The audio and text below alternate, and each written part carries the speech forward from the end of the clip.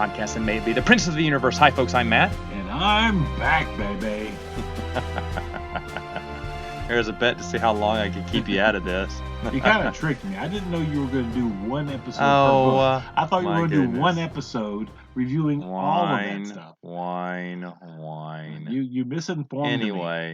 Anyway. I've just been sitting around waiting for you to call me and say, hey, I'm ready.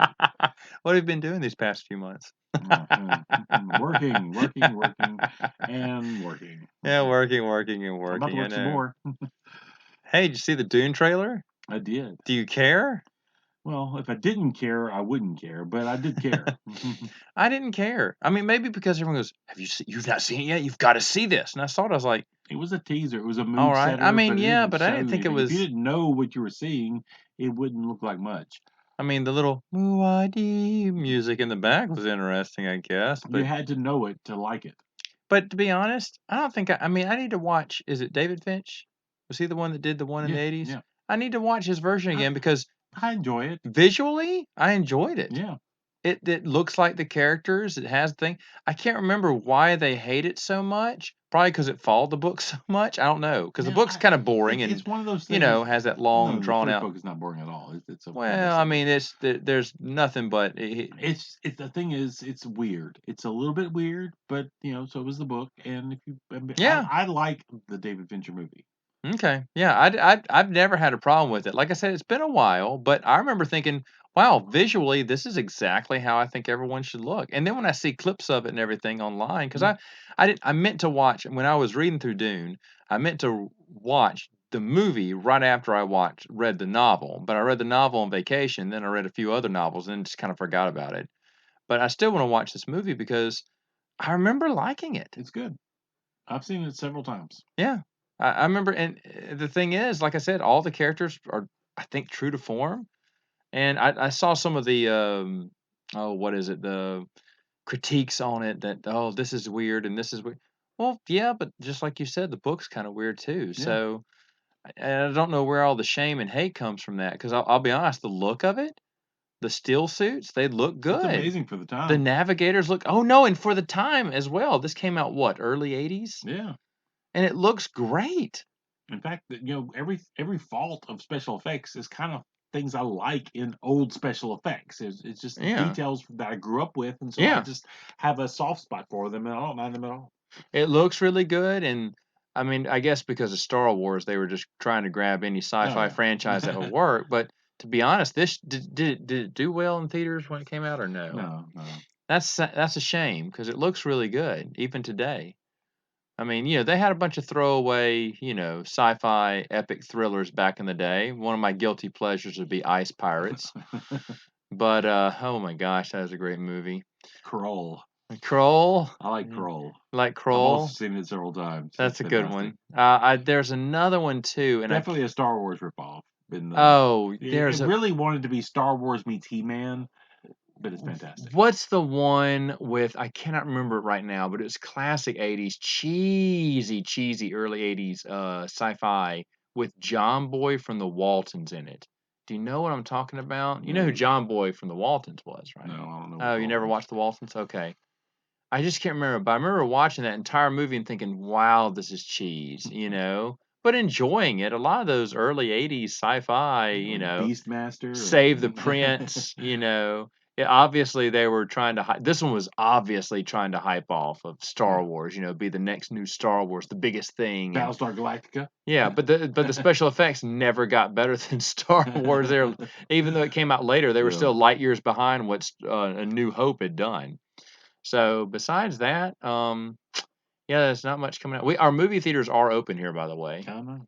Well, we didn't close. I might try to go see Tenet this week. Really? That's the thing. These shows will last forever now. When Tenet would have been gone by theaters by now. I know. That's the whole thing. It's been out. Came out 3 months ago. Forever. And it's still going. It's like being in the 80s again. Yeah. With some of the same movies. That's right. Yeah, it is actually. When I do on the other podcast, I do my top 5 movies I've seen in theaters this year. Man, oh man. Have you seen 5? Yeah, not yet. But they're all going to be those classic ones that be coming out. So I'm going to have a top 5. I mean, I saw Empire Strikes Back. I saw that in theaters. So That's on the list now, so that could win this year. The 2020 best movies. I think it is leading right now.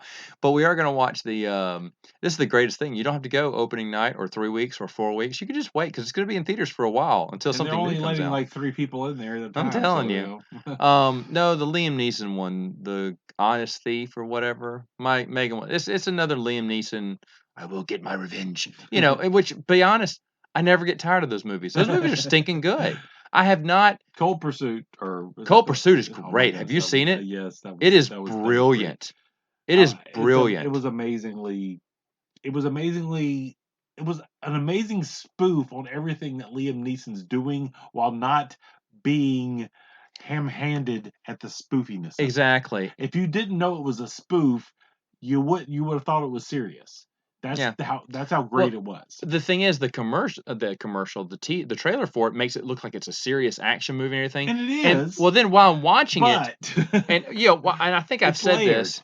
The comedy is layered. I think I've said this before, but the thing is, though, the first time every time someone dies, they have a cross or a Celtic cross if he's Irish, or a spirit bird if it's the Indian, and then they have nothing if it's the atheist. But every time they kept doing it, I was like, wait, is it? 'Cause I think it was I can't remember who died next, but when the Indian died, they showed the spirit bird. I was like, wait, what? Is that supposed to be funny or is it supposed to be serious? And then, there's moments in there where they're smacking each other over the faces and they're bloody, and then they start laughing at being so tired about hitting. Then they go back to hitting each other, and I'm like, that's funny to me. Is this supposed to be a comedy? I mean, really, it's like a really good action movie told by your friend that's got the most dry humor. It is. It's not waiting for laughs. No. It's sliding them in there while the action is going on. The whole time you're going, wait, and you can miss the humor if you're not watching. No, yeah, you can. But the humor is there, and I was so confused after a while. And then I realized when they did the atheist and they did nothing, I was like, "Oh my gosh, this is great!" And I was enjoying it as is because Liam Neeson regular romp, but it is not a regular Liam Neeson movie. No. Really, now I don't think it'll beat Cold Pursuit. Cold Pursuit is a gem, but I've enjoyed. Just about. I mean, Megan will drag me to theaters, but now she didn't have to because I'm like, okay, let's see who he's going to get revenge on now. I mean, this is another. Every time I look at, I can't remember, he was the passenger on a train and he was doing text messages. I haven't seen. But the thing is, I'm like going, the commuter or whatever. I was like, okay, and now he's going to get revenge. He's going to get the people and stop the bomb and blah, blah, blah. Okay, that's nice. This is going to be boring. No, it's great. But speaking of a guy that makes a lot of direct-to-video movies, I did see 2 of Nicolas Cage's direct-to-video movies. No, he still got. Saw Mandy and Color Out of Space. Familiar? No. Mandy is a crazy drug trip. Highly recommend. It was just weird. Okay. It was. I don't know how to explain it to you. Color Out of Space was an adaptation of a H.P. Lovecraft short story. I finished it last night. Watched it with Liam and Jackson, and it was really good as well. If you just like crazy, it kind of reminded me in some ways of The Thing, but with the family, and it was good. And this is Both one. of those are really good. There's a bunch of direct to DVD movies coming out right now, and you're thinking some of these, why wouldn't they just go ahead and try to give them the theatrical release? I mean, it doesn't hurt. There's nothing else playing, and in this day and age, your direct to DVD movie. Well, they are actually. If you look, there are a bunch of just weird movies you have never heard of. Well, that's true. That's true. That's true. Well, they are doing some of that. Halfway interesting movies, maybe, but that is true. I have the writing on the bathroom wall or whatever has been there for a couple months too, and that would never be there if it wasn't. There's another one too that I think, what is this? And it's been there for like months because there's nothing else coming out. This is great. I heard that Warner Brothers is going to try to do Wonder Woman 1984 on, digital. Yeah. What? Wow. I think they're just desperate. They're desperate to start recouping their money that they spent last several years. That is true because you think about it, they were supposed to get a payoff on that, and they're not getting anything, and they need money to make more movies. Yeah. Man, did you see the Ryan? I can't imagine why they would be hot to make new movies right now.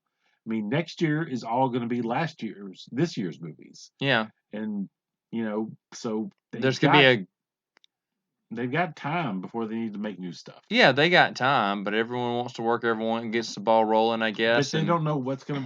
Nobody knows what the future holds. The box office might be dead moving forward. Oh, well, we already had what 2 franchise cinemas closed down, or wings of them. Whoever owns the Rave movie theaters or something, and Regal. Yeah, and then another division, and then AMC is hurting really bad too. Yeah. So I mean you're gonna see a big shakeup. Theaters might not be available for studios to put their movies in the future. I know. Which is so why they will have to go digital, and they'll be pissed. Which is why I think they're testing the waters with Wonder Woman. It's like what's going to happen when we put something like this out there? Yeah. Well, for kid movies, they've done pretty decent. Yeah. It looks like they're happy releasing what Scoob and Trolls, because those Trolls did really well, but it was the first big theater movie to go direct digital, and at the same time it was also at the beginning of all the world craziness, and so people were locked at home, and at that point still staying at home, right, and wanting to entertain themselves and their kids, and it did really well. I don't know how well everything else is done. Right.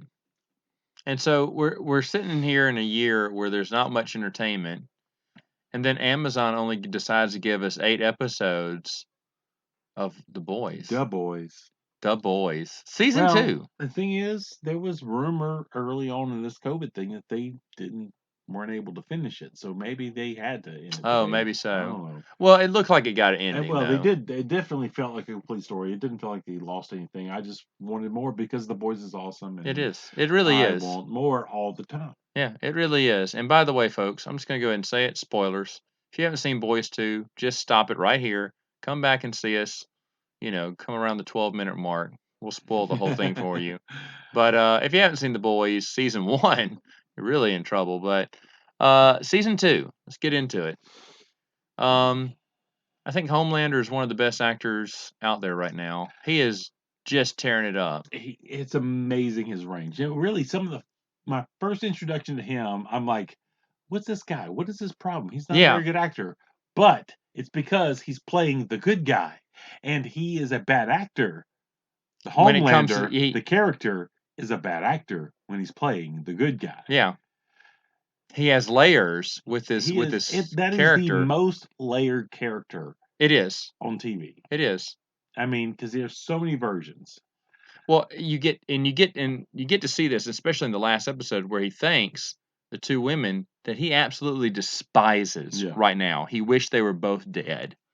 But then you think, and you're like, man, that was a little flat. That's a little flat. That's all we saw in season 1 a lot was the good guy stuff, and then the bad guy stuff started coming out too. And then you're realizing, oh man, he's just faking this. Just to be an actor, to play a bad actor so well, that is amazing. Amazing. Yeah, but he is just, and the stories he tells in his eyes. I mean, they focus on his eyes in the last episode, but in everything he does, his look, he has this it's menacing, a little bit of a smile, a little like what? And you can tell, I'm afraid of this guy. The thing is, I'm afraid of this dude. The Homelander, as he really is a character, he is a character that is just pathetic in all ways. Oh yes, and they show that too. Nothing but just be reprehensible and resent, and you just would look down on. And at the same time, you would be terrified of him. Yeah. I mean, he is terrifying, and how they can bring out both of those feelings at the same time is amazing. If I looked up at the sky and I saw him on top of a building with his pants down saying I can do whatever the F I want. That was supposed to be in the first season. That was a cut scene. Oh, really? Yes. The thing is, that was the only scene in the first season that Amazon said, y'all go too far, and they were like, okay, y'all give us a lot. And then they said, can we do it now? Can we show that scene now? Exactly. Was that from season 1? It was. That is so funny. There's so many great. By the way, this is not family friendly TV show. No. But you had my favorite line probably in the whole season is, you had one job, Howie, to watch porn. It's just hilarious. And what was the flame guy's name? I can't think of his The name right now. Lamplighter. Lamplighter. Iceman. Man, he was good. Jimmy Olsen. Yeah, Jimmy Olsen. But he's a funny character. He's a decent character. He's supposed to be Pyro. They caught me. They And they play. He was Iceman in the X-Men movies, and he's yeah, Pyro in this movie. he's Pyro basically in this movie, but he's really good. He's really good. I just love it. And I told you this earlier, but this is the way you do a superhero movie, a TV show. You make the characters so interesting, you keep them in costume, but they don't have to be doing flying around and stuff all the time. Sure, they show you enough, but to be honest, it doesn't feel like they're skimping on the cheap because you're interested in the boys who have no powers. You're interested in the gang of non superpower people. They're very fascinating characters. You're interested in them, and then when the superheroes are talking, they're usually in costume, which is a smart choice because we can imagine how powerful they are. And also, one of the crazy, I guess, writing abilities of the cast is you start off with a character, take the Deep. First episode. One of his first scenes with him, you're introduced to him doing a despicable thing, forcing himself on a woman. Yeah. And then, because of the writing abilities, you're sympathetic towards him towards the end of the season. Oh, yeah. Now he's just like one of your favorite comedy relief characters on the show. It still hangs over him what he did. Yeah. But that's kind of one of the points of interest and comedy. That takes skill. Yeah. Oh, no, it does. I forgot to ask, would you like a Fresca? I was seriously going to get some Fresca to drink, but then I realized I hate Fresca, so I'm not drinking Fresca. But yeah. Just like A-Train. Showing the attacking the Scientology there. That was nice. That's a nice little thing they're doing there. But I did enjoy that. I enjoy the Deep storyline. I think it's really good. And the thing is, that's the fun thing. They showed him for what was he? Probably the main storyline for like 3 episodes of those 8. He really wasn't in it that much when you think of, I mean, it opened up with him, and then later on it came back and came. His big major role when he brought all of his fish friends, the dolphins and the whales, to stop the boys. You know what? Aquaman needs to be taking notes. I know. I was like, holy cow! It's the best Aquaman's been in a long. Jason Momoa couldn't do what the Deep has done. No, really, the Deep. I was thinking, this is really good, and he would do this. And the times they've used the Deep to get the camera footage of the fallen plane, I was like, I didn't think about that, but Deep could find that. And they're using his power. I mean, yeah, he's still a joke because he got the pet goldfish, and he goes, "Oh, it knows my name." That's just great. But that when they're in the water, and then all those sea animals start going after him, I'm like, holy cow, this is a well done scene. It was a well done scene. So menacing. They're trying to get to land, and all of a sudden, all these sea animals are coming up around them. Yeah. And then, of course, the Deep cuts them off. He's got this. He's so proud on his whale. And then he rams right through the rail. It's just great. My favorite was they're inside the well cavity. Huey has just given up. Yeah, he's given up. He's sitting there. And so you'll go. I'll just sit here. You see the whale's heart beating right next to them the whole time. And I'm just like, oh my goodness. I was dying. It is. Oh. It is an unbelievable scene. But to be honest, Aquaman never had a scene that came close to that. No. It's Jason amazing. Momoa, go screw yourself. I know. It is really ingenious what they've done with this. And they understand superheroes better than most superhero movies. Yeah. Like how to do a superhero scene, how to make it cool. Go back to the first season, the Black Noir, he's Batman, basically. Right. And the first time things go bad for the Seven, Homelander comes in, and he's just dressing everybody down, and he gets to Black Noir. He's like, except for you, Black Noir, you're awesome. You're cool. And it was just like just the whole Batman thing. He's just like he always does everything right. He gets everything done. It's just the little subtle things that the show does is so well done. Mm-hmm. Now, speaking of Black Noir, the big news is that they're deviating heavily from the comic book. Heavy. Because Black Noir, his secret identity in the comic book, he's a clone of Homelander. and they're obviously not going to do that, which is Because we've fine. seen his face, and in Yeah. the show, he's a black guy. Mm-hmm. He's scarred, and he's allergic to nuts. Very funny, also. Yeah. Good. Good. No, I. But he's obviously not Homelander Yeah. in costume, because in the comic book, Homelander's a bad guy, but he wasn't doing all the bad stuff that Yeah. Homelander gets accused of. He was the one that raped Butcher's wife. Right. It was Black Noir. Oh, so yeah, Homelander thought. I've never read the comic book. I'd like to read the comic book. I haven't finished the series. I've read about half of it. Is the series completely done? It's done. So how far along story wise are they in the comp? Like how many seasons would this go? 4, because 5? they've changed so much. Oh, they could go any. The thing is, season 2 ended where the comic book began, and yet the first season of the TV series was mostly the first trade paperback. Okay. And so, the thing is, because the boys in the comic book started off as agents of the CIA working to keep the soups in check. And that's where they've now built up to. So it's just like, they're kind of backwards a little bit. They're basically pulling the ideas out of the comic book, but doing their own thing on the side. How involved is Garth Ennis? I have no idea. Okay, I don't know either. I don't know, but the thing is, they're doing something completely different, because in the comic book, a Butcher's wife is dead.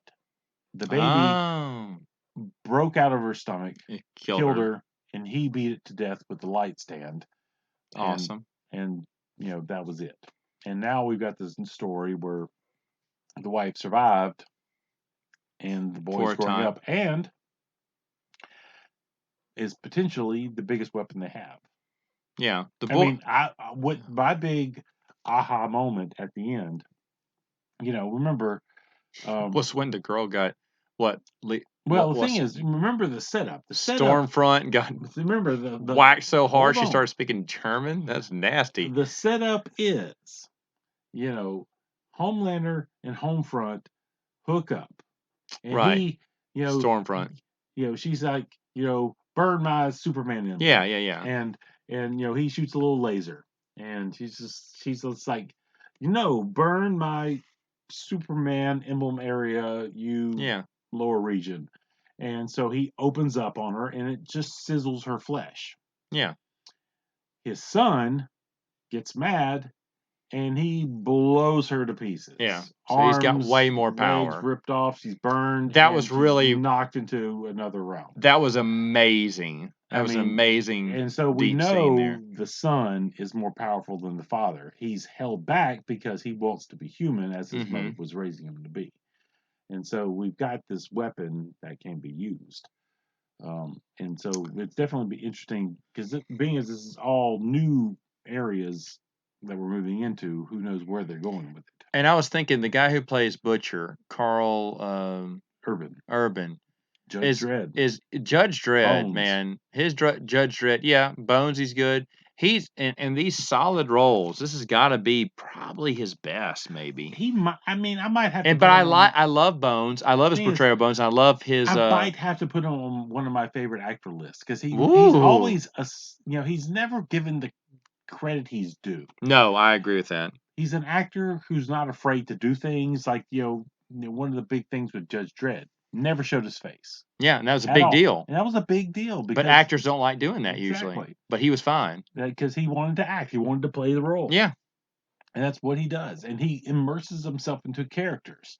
I mean, if you look at the way he does stuff, he's from New Zealand or Australia or something. He's got a very heavy accent. Yeah. For that. He can hide it very well. I always thought he was American until I found out otherwise. Yeah, I know, because he's just so good at immersing himself, and he does accents from multiple cultures very well. I was thinking about this. Is there a character on the series that bores me? And there really isn't. There really isn't. I think all the superheroes I'm interested in. I like hearing about them and stuff. I just, and sky's the limit on what they're going to do, but it is just a solid show. Solid show all the way through. Like you were saying, every episode I was like, I can do with like 45 more of these right now. Let's do this. Because it's just and there's just so much of that world to explore, and they never stay too long. They never stay too long on a scene. They're never trying to buy time. There's no filler time scenes like there was. And you look at these Netflix Marvel TV series, Yeah. The Punisher. Punisher had great moments Punisher was with so great, but extreme it had boredom. some really bad. With extreme boredom and they had short seasons too, but there'd be like 20 minutes where nothing was going on. You're like, The Boys is definitely where all the superhero people need to look. I mean, yeah, because they keep it rolling. they keep it rolling. The scripts are tight, the scenes are tight, everything is meaningful. Nothing is trying to fill time. Of course, this is what you have when you have a streaming service. You can do as many episodes as you want, or do think you can fit. But they do not waste time. I mean, we talked about the Defenders a long time ago, and boy, the first 5 episodes you could have gotten rid of Well, think about because it. they were This was worthless. 8 episodes. The first 7 episodes, I'm sitting there thinking, how are they going to wrap this up? I mean, everything is just coming at me so fast. I feel like I need another 8 episodes just to handle all the questions, and yet they still just pack it all in there. They do. They do. They pack it all in there, and there's not a moment. The thing is, it was actually a fulfilling ending in a way. Yeah. It wasn't like a cliffhanger. I agree. I couldn't imagine how they could have not had a cliffhanger because there were so many things going on, and yet they had kind of a natural ending set up for the next season, but not. I'm like, there's no. How did you not end that with a cliffhanger with all the stuff they were doing? Crazy. It's great, and it doesn't feel rushed either. That last episode did not feel rushed. Everything had a storyline. It didn't go too long. It didn't go too short. It wasn't like a mess. Hey, you have to wrap things up real quick. And you're like, that wasn't fulfilling. No, it all felt good. Yeah. In fact, when Homelander says, "Where's my son?" Mm-hmm. Just when he walks in there and just kind of he's trying to compose himself, but every person in that room knew. We're dead. Yeah, it's good. But you can tell on their face because they just kind of just sit there and like, oh, blank. Because they know they're going to die. They know they're going to die. But I love that scene. It's so intense. So you just kind of, and then Homelander, he does that breath. He turns his head, cocks it a little to the left, cocks it down a little bit. And then decides to ask the question, and he is furious. And there's silence, dead silence in the room. Man, that's a scene with little to no comment, with little to no dialogue, and you can feel the tension. I don't know. The thing is, and the thing is, they didn't have to show. They showed him, they show him take out one guy, saw him in half with his eyes, cut him in half with his eyes. Other than that, that's all you needed. Then they skipped over the action. No, you already knew what was going to happen. He walks out covered in blood. And it's great. Yeah, like I said, you don't feel cheated out of any scenes. And a lot of it goes to that actor. That guy. It does. Oh my goodness. It does. It does. He plays wounded and weak, and yet physically, he's Superman power. Yeah. With the emotional weight of a 3-year-old. Yeah. And he covers all that. Covers all aspects of it. At the same time, it's amazing how he pulls it off. But I'm just saying, I go back to when I watched Titans, the TV show. Awful show. Awful show. They didn't know how to do it right. And the thing is, DC, I know they didn't have much money, but they had enough money. If they would have used it wisely, they could have gotten these guys from The Boys and said, here's what you need to do if you're going to do a Titan show. The thing is, though, they didn't do it. And yet, The Boys it doesn't come across as cheap. The action is there.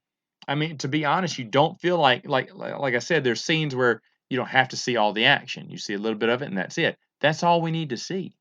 You don't feel cheated the whole time. You're like, oh, they did that to cut costs. There's not one time I thought, they did that to cut costs. That's why they're not flying around right now. If you go back and look for it, you might be able to say maybe that was where they did it. But yeah, maybe they did this scene so good in the story. Like you can't question it. When they meet when he and Stormfront are talking in front of that sign or whatever, they're up in the air. Obviously, they flew up there, but we don't need to see that.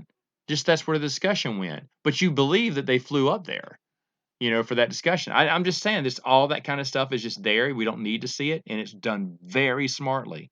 The writers of that show, the actors of that show, everyone, and like I said, besides Homelander, no one is seen as much. Well, the boys, I guess, a little bit. But everyone else kind of, you know, Starlight plays her role here and there when she comes in, as does A-Train. But the thing is, when they come in, they deliver it the whole way. Oh, yeah. All of them do. So it's really a smart show, and if you're not watching it, you need to. All right, anything else to say about The Boys? Good stuff. Yeah, good stuff. So there you go. Watch it. All right, folks. We'll see you next time. Hey, you want to come back next time? Possibly. On Princes of the Universe.